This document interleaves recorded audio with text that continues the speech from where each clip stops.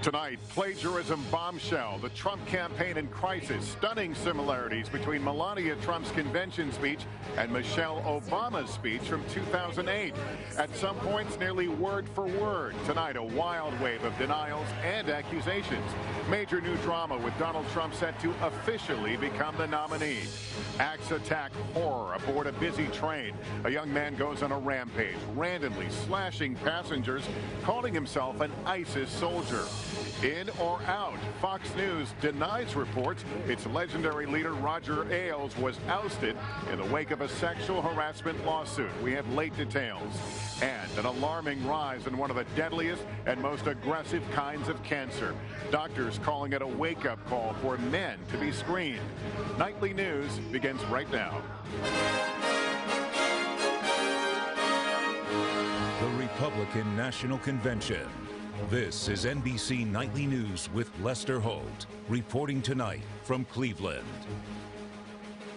Good evening. With the Melania Trump plagiarism controversy buzzing around this convention hall, including some late new developments, a traditional rite in American political conventions is underway. Behind us, the roll call of the states is being taken right now. Delegates to the Republican National Convention are formally voting on the nomination of Donald Trump as their party's presidential candidate. We can listen in a little bit here. I think this is Hawaii. Great state of Hawaii.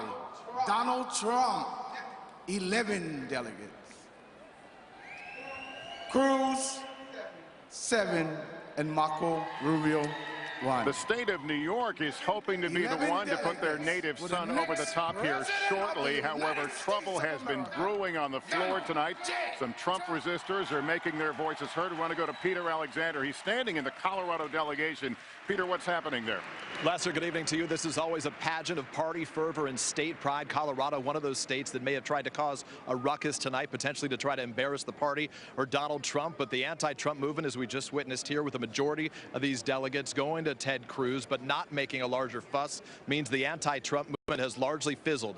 This is the moment when the Republican Party tries to present itself as a united one right now, working their way through the room alphabetically. As they get close to that 1237 magic number, they will immediately skip ahead to the state of New York, where Donald Trump's son, Donald Jr., will finally put his dad over the top. Lester? All right, Peter Alexander on the floor, thank you. And the Trump campaign has been scrambling today to get ahead of the unexpected controversy that erupted here last night shortly after Trump's wife Melania spoke to this convention. Her words to the crowd were largely well received until it became apparent not all of them may have been her words, but rather those spoken by Michelle Obama 8 years ago. There is important late new information breaking in the story. Let's get more from NBC's Hallie Jackson. The candidate who rarely minces words now under fire for his wife's. Donald Trump needs to use his line, "You're fired." Someone's head's got to roll. Donald Trump's campaign pushing back on plagiarism charges. There was nothing that she did in that speech that she thought was anybody's words but herself. 93% of the speech is completely different than Michelle Obama's speech. That's Michelle Obama's 2008 speech at the Democratic convention. Strikingly similar when you listen to some sections side by side. The values. That you work hard for what you want in life. That your word is your bond, that you do what you say you're going to do. And you do what you say. Trump told Matt Lauer, I wrote it and with a little help as possible. Campaign sources tell NBC News a staff member was assigned to oversee each family member's speech. Melania's the most important. But Jarrett Hill thought it sounded familiar. I had like a double take of, that's really weird. Why do I know those words from Michelle Obama?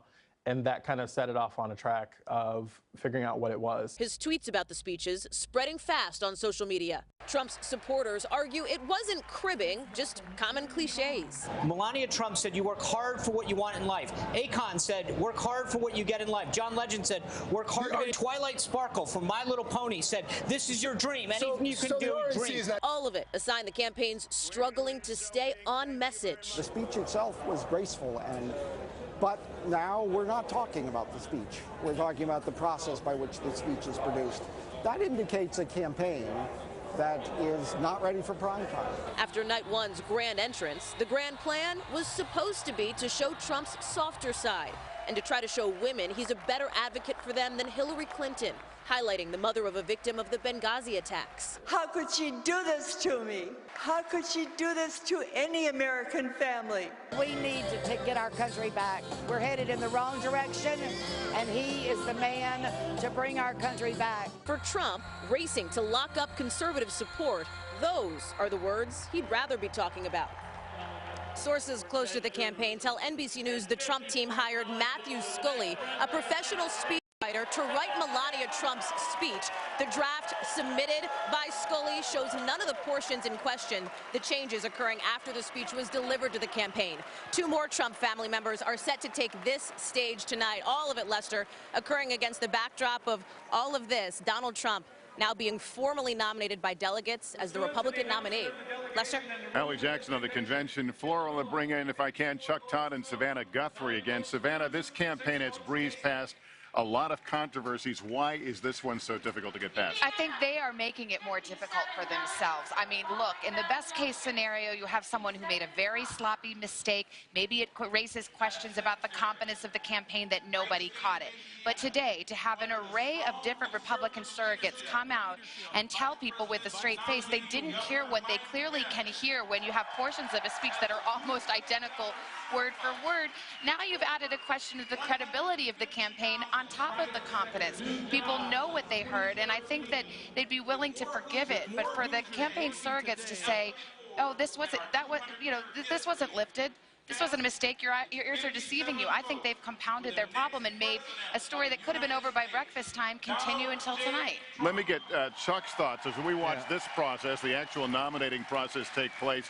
Even this hasn't gone without controversy. It hasn't, but it's actually been smoother today than yesterday. But the other issue here is that, again, this could have been a speed bump, a little hiccup, and they move on. But it's been emblematic of this entire convention and the VP rollout.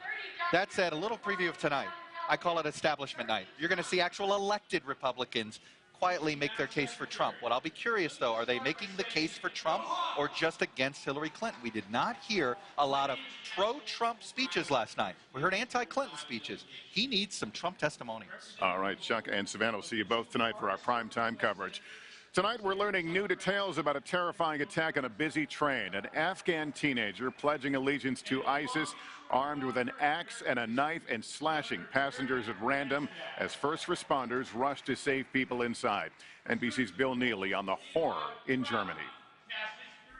Holding a knife and calling himself an ISIS soldier, this 17-year-old promised a suicide mission. Then with an axe and the knife, he randomly slashed passengers on a train, shouting, "God is great." 5 people were badly injured before he was shot and killed. German intelligence say he made no direct contact with ISIS, though in his apartment police found a handmade ISIS flag and a letter he'd written suggesting he'd been radicalized recently. He lived at this center with other refugees after apparently traveling alone from Afghanistan last year. It's just the latest terror attack stunning Europe. From the man near Paris who stabbed to death 2 police officers last month, to the truck driver in Nice who killed 84 people. Killers who appeared from nowhere for intelligence agencies. Attacks that are almost impossible to predict or prevent. Bill Neely, NBC News, London. Back here at home, it is sweltering out there for much of the country, with a heat wave putting some 44 million people under warnings and alerts in 16 states, from Louisiana all the way up to Minnesota. Many areas seeing triple-digit temperatures, and more are bracing as the scorching heat moves to the east. President Obama has a new message for the nation's police officers. In an open letter, he says, quote, "We have your backs after the recent deadly ambushes on law enforcement. It's a dangerous job, and just today a police captain was killed in Kansas. Departments nationwide are on alert. And tonight, our Miguel Almaguer goes out on the front lines." Okay, copy. Hey, you want me to... Deputy Sheriff Brian Anderson patrolling the streets of Los Angeles today. Danger is nothing new for this 14-year veteran, but in the wake of police shootings in Dallas and Baton Rouge, these are changing times. When something tragic like this happens, it should strengthen our resolve to be mindful, to be safe. Just last month, 2 deputies were shot in Anderson's division. Now helicopters are launched more often to help. Dispatch centers are changing the way they screen 911 calls, and fewer officers are working alone. How do you know the next call is not a trap? You don't? While we were patrolling today in Los Angeles, another officer was shot and killed in Kansas City. This has been a particularly deadly year. 32 officers killed by firearms so far, up 78% from this date last year. For their families, sleepless nights. My son used to want to be a police officer, and he doesn't anymore. In Indianapolis, a son and daughter pray for their daddy before his shift. It's the small things that make a big difference. Blue lights for blue lives in Denver. A lemonade stand for police working the beat near Reno. 5. Thank you. A dangerous job where uncertainty is the only thing that's certain. Miguel Almaguer, NBC News, Los Angeles. Tonight, 21st Century Fox is denying reports swirling that the legendary head of Fox News, Roger Ailes, has been ousted. The company says an internal review is ongoing after a former anchor's stunning sexual harassment allegations against Ailes, who has been a towering force in media and Republican politics for decades, even before the existence of Fox News. NBC's Cynthia McFadden has late details. Reports circulating tonight that Fox News chairman and CEO Roger Ailes is on his way out. This in the wake of a highly publicized claim of sexual harassment by former Fox anchor Gretchen Carlson, who says Ailes fired her in June after she rebuffed his advances, a claim Ailes denies.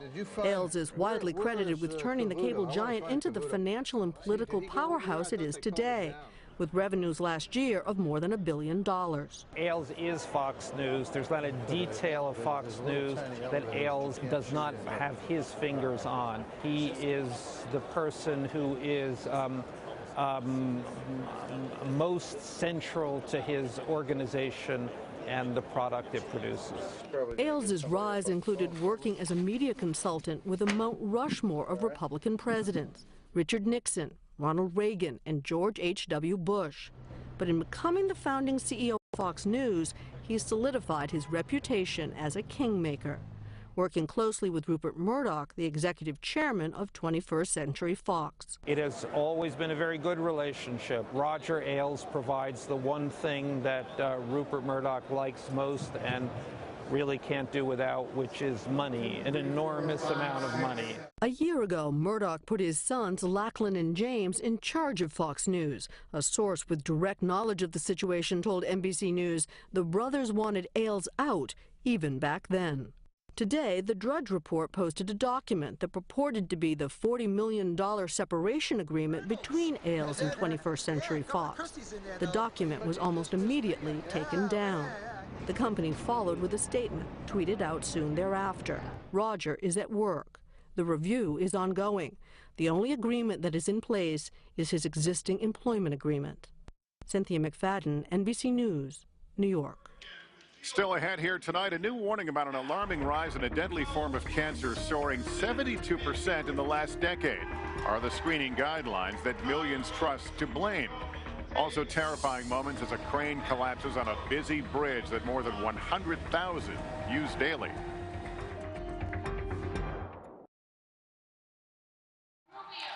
We're back now with a wake-up call about the second most commonly diagnosed cancer among men, prostate cancer. A new report shows a dramatic increase in new cases of the deadliest, most aggressive form of prostate cancer. And as NBC's Ron Mott explains, it's raising new questions about the guidelines for screening men. There's alarming news about the deadliest kind of prostate cancer. It is on the move. A new study of 800,000 men by Northwestern University found a dramatic increase in advanced cancer cases, a 72% jump in the last decade. The largest surge, men 55 to 69, almost doubled in number. The goal is to look at the numbers and study author Dr. Edward Schaefer says the possible reasons the disease may be turning more aggressive and fewer men are getting screened. I think the take-home message for the study really is that we need to be certain that we're on the right track and really maybe rethink how we're crafting our guidelines to screen men with prostate cancer. When caught early, prostate cancer is virtually curable with survival rates nearly 100%.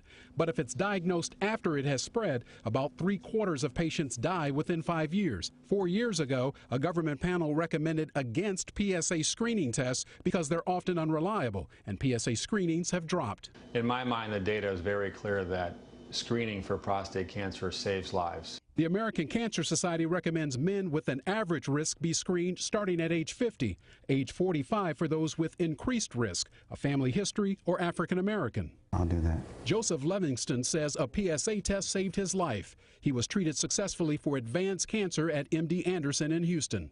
Totally shocked. You don't realize how valuable life is until you're faced with the fact that possibly you won't have any more of it.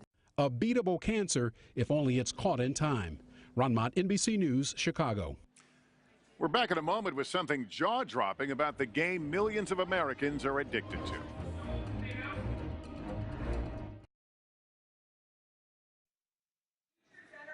A scary scene today on a major span crossing the Hudson River north of New York City. A crane crashing down during construction of the Tappan Zee Bridge. 3 people were injured, but amazingly, no one was seriously hurt. It triggered a traffic nightmare with the bridge shut down for hours. The mobile game where players catch little monsters is a monster hit. Nintendo, the company behind Pokemon Go, is now worth double what it was before the game launched less than 2 weeks ago. It's a market value increase of $23 billion. With an estimated 26 million users in the U.S., it is the biggest mobile game in history.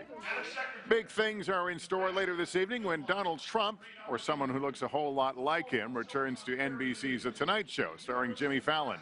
Here's an exclusive sneak peek.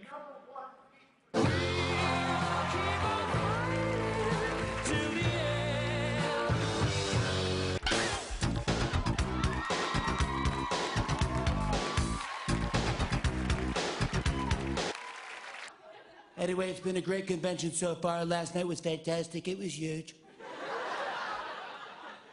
Did you see Melania? She stole the show. Literally. How great was Scott Baio? Wasn't his speech great? Wasn't it fantastic and huge? I loved it so much, I'm going to put Charles in charge of the nuclear launch codes. Last night, you heard from Antonio Sabato Jr. from General Hospital. Tonight, you heard from Kimberlyn Brown from The Young and the Restless, which is interesting because for the rest of the week, you'll be hearing from all my children. Don Jr., Ivanka, Eric. If you want to see the rest, you'll have to tune in tonight. When we come back, our Tom Brokaw on how social media keeps throwing twist after twist into this wild election season. John Kasich, and 11 votes for my friend and the next president of the United States, Donald Trump. Corey Lewandowski announcing the tally from the state of New Hampshire as we continue here tonight. Finally, we've seen it time and time again this election, the rise of social media, the way the candidates use it and the way it can turn small tremors into political earthquakes could fundamentally change the course of history. And NBC News special correspondent Tom Brokaw is the self-described old dog learning new tricks. On the second floor of a parking garage, the future is here. We have 30 million subscribers, so every channel has its different audience. The digital universe made up of dozens of booths. 2 in 3 people who are following the presidential candidates on Instagram are voting age millennials. In the last 24 hours, 8.5 million Americans posted almost 30 million opinions on Facebook alone. In the last 30 days, 27 million people have talked about Mr. Trump. At Google, second-by-second snapshots of what the voters are thinking. People are searching Donald Trump and police, Donald Trump and race issues, ISIS. 4 years ago, data such as this had a 36-hour lag time. Now it's mere seconds. What about people who are reading this and say at the end of the day, you know, I'm going to vote with my heart, not with my head? Yeah, that's the one thing that we don't know. Much of social media is apolitical. They serve up the mood, you decide. But conservative news organizations use social media to expand their social views. We have over 2 million Facebook likes, so we've been growing like crazy, mostly because we articulate news and information that people can't get elsewhere. Until recently, candidates depended on newspapers, television networks, and cable to get their messages out. Donald Trump became the first digital intense candidate, combining rallies with traditional media and the new forms, especially Twitter. The question is, can he keep it up and tweet his way to the White House? Our Tom Brokaw reporting tonight. That is going to do it for us for now. I'm Lester Holt. I'll see you tonight at 10 p.m. Eastern, 7 Pacific for primetime coverage of the Republican National Convention. For all of us at NBC News, thank you for watching, and good night from Cleveland. 24 Trump. Madam Secretary, I am Governor Susana Martinez.